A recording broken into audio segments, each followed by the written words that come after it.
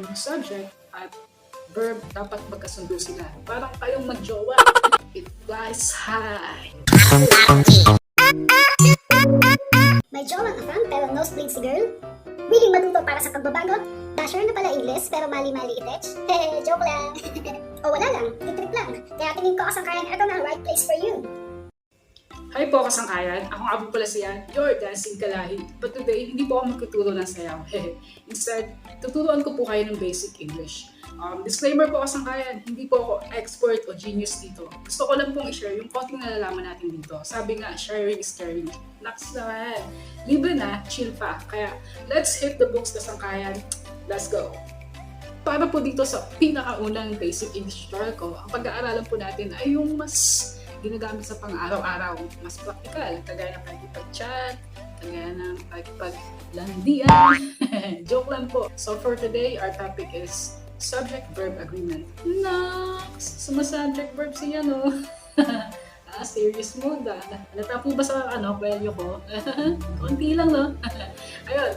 So, going back, ano nga po ba ang subject-verb agreement? Ang subject-verb agreement ay kapag yung subject at verb ay parehong plural or singular. Dapat magtutugma sila. Dapat magkasundo sila. Parang kayong magjowa. Ayun. Para po sa mga mainipin natin kasangkayan dyan, uunahin ko na po yung summary ng lesson na to para sa inyo. Naks! Sumasama rin siya, no? Okay. Here guys, I've made some samples for you. Okay. Kapag singular yung subject, singular din yung verb. For example, number 1, April goes to school. Number 2, Yan drinks juice. Kapag plural yung subject, plural yung verb. Number 1, girls love pink. Number 2, boys play basketball. Okay? Kapag singular yung pronoun, singular din yung verb. Okay, number 1, he eats pizza. Number 2, she sings well. Number 3, it flies high like a butterfly. Joke lang po. Tapos, kapag plural yung pronoun, plural din yung verb na gamit. For example, number 1, we listen to the radio. Number 2, they speak fast. Pero there's an exception. Kapag yung pronoun natin is I, singular pronoun yung I, hindi sabihin na may S siya. Ayan, okay.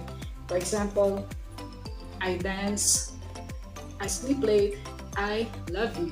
Ayan. So wala siyang S kahit na singular pronoun siya. Pero po kasangkayan, if you wanna go further on this, kung gusto niyo po na mas detalyado, mas maintindihan, hayaan niyo po ako na elaborate ko para sa inyo. Alright, let's begin. Quick na review lang po kasangkayan. Okay, subject, ito po yung tao o bagay na kumikilos. Siya yung pinag-uusapan. Tapos, verb sa Tagalog pandiwa, ito naman po yung nagsasaad ng kilos. Kumbaga, siya yung action doer. Plural means madami or more than one. Then we have singular, sabihin sa single. Parang yung mga single dyan. Now let's talk about our first rule, which is kapag singular yung subject, dapat singular din yung verb. Singular verb, ito yung verb na may S or ES sa dulo. For example, walks, talks, raps, screams, shouts, yells, and a lot more. Okay, na kinakabit natin sa singular subject. Okay. Para na lang kung may kakambal siya. Ano daw? Parang gano'n. Ayan. For example, number 1, April goes to school. Yun. Okay. So, yung subject, I see April, isa lang siya. Kaya yung verb na gamit natin, pang-isahan lang din, o singular lang din. Which is yung goes, okay, with ES sa dulo. Okay. Kaya mali yung sentence kapag sinabi natin na April go to school. Mali yun. Another example is Yan drinks juice. Okay.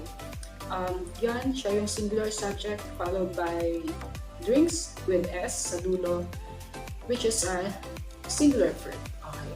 Magiging mali itong sentence kapag sinabi natin na Yan drink juice. Kasi dito, parang nag-uutos eh. Yun, kumbaga imperative sentence siya. Kumbaga, sa Tagalog, parang sinasabi mo na, Yan, inom ka ng juice. Yun, okay. Na kapag sinulat mo sa English, ganito siya. Yan, drink juice. Translated that sa Tagalog, yan, uminom ka ng juice. Or simply, drink juice. Uminom ka ng juice. Diba? Para kang nag-uutos. Kaya iba to, dun sa sinasabi nating subject-verb agreement kanina. Ayos po ba? Our second rule is, kapag plural po yung subject, dapat plural din yung verb niya. Okay?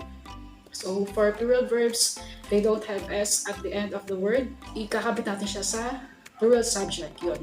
Plural subject, more than one subject, or maramihan. For example, ng plural verbs, love, shout, play, scream, yell, sing, eat, rap, drink, yun. Marami pang iba. Patay nag-rap. Okay. For example, girls love pink. Yung subject, girls. Maramihan siya, or plural. Tapos, love, plural verb, love, ayun. Wala siyang S or ES sa dulo. Kasi nga, maramihan, diba? Yung girls, maramihan siya, or more than one. Magiging mali itong sentence to kapag sinabi natin na girls loves pink. Okay. Very, very wrong. Okay, so, dapat yung love, walang S. Tapos, another example is, boys play basketball. Dito, boys, plural subject, plus play, plural verb din siya. Magiging mali ito kapag sinabi natin na boys plays basketball. Yun. Hindi po kung may S yung boys, yung subject, dapat may S din yung verb. Mali yun. Sa rule number 3 po natin, another exception is yung paggamit ng collective nouns in relation to verbs. Pero dito po, hindi na po natin siya i-discuss kasi yun, hindi po siya parte nito. Okay, so dito po muna tayo mag-focus sa basic. Discuss na lang po natin siya next time kapag kailangan. Rule number 4, pwede din pong singular pronouns, he, she, it, o sa Tagalog panghalip, yung gamitin natin kasunod ng singular verb. Okay, for example, number 1, he eats pizza. Number 2, she sings well. Number 3, it flies high like a butterfly. Okay, bale, sa sentence 1 po, he ang singular pronoun natin. Kaya, singular verb yung gamit natin. Na eats, again, may S sa dulo, yung singular verb. Okay? Tapos, sa sentence number 2, she plus sings. Tapos, sentence number 3, it plus flies. On our fifth rule, sa plural pronouns na we and they, plural verb din yung ginagamit natin. Okay? For example, number 1, we listen to the radio. Number 2, they speak fast. Sa sentence 1, we, plural pronoun po siya, kaya followed by plural verb na listen. Okay, walang S sa dulo. Tapos, sa sentence 2, same lang, they plus speak. Okay, they is a plural pronoun, kaya followed by a plural verb. Okay. Bali dito po, kumbaga sa una, di ba, kapag singular yung subject, singular din yung verb. Dito naman, kapag singular yung pronoun, singular din yung verb. Tapos, kapag plural yung subject, plural yung verb. Dito naman, kapag plural yung pronoun, plural yung verb. Okay, so, pareho lang sila. Diba?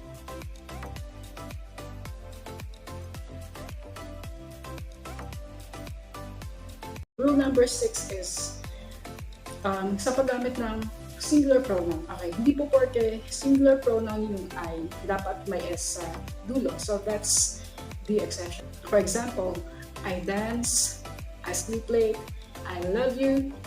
Basta, yun yung rule eh. Ang hirap naman sabihin natin, I dances, I sleeps late, I loves you. Monta nga. Last but not the least, kasangkayan.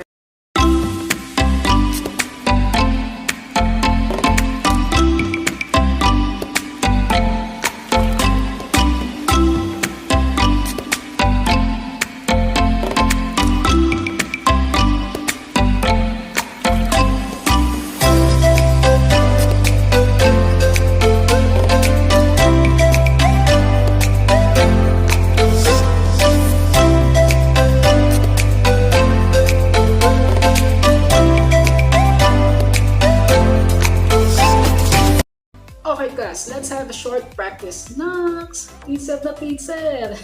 Nakakagago na naman eh. Joke lang po. Okay, dito po kasangkayan, gumawa po ako ng 5 sentences para sagutan nyo. Bali, bibigyan nyo lang po yung tamang verb in each number.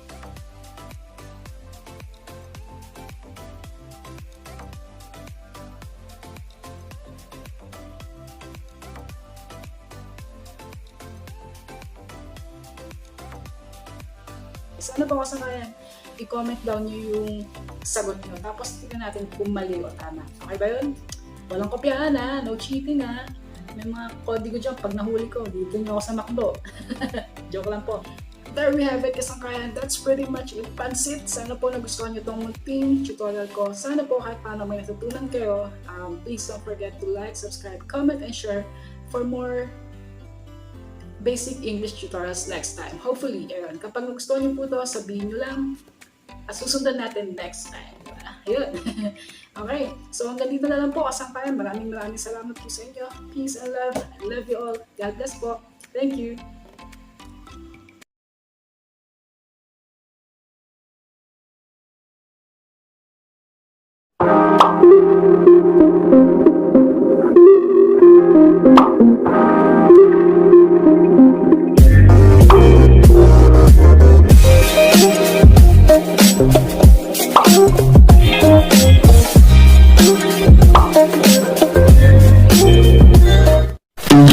Thank you.